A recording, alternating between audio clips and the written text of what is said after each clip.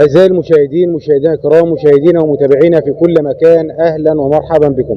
النهارده من مركز قلين قرية الباسل جايين كلنا النهارده نهني ونبارك المهندس سعيد أبو الماء، ومعانا أحد الشخصيات القيادية. نتعرف بيك. محمود شبرخيت.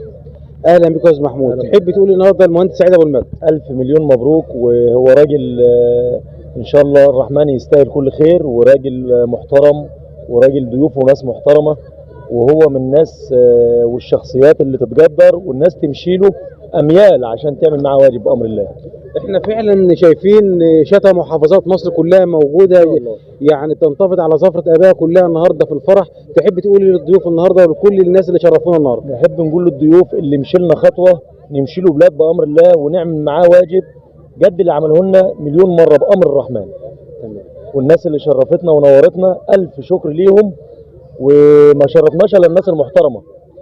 الناس المحترمه. شكرا جدا لزوج حضرتك، شكرا جدا.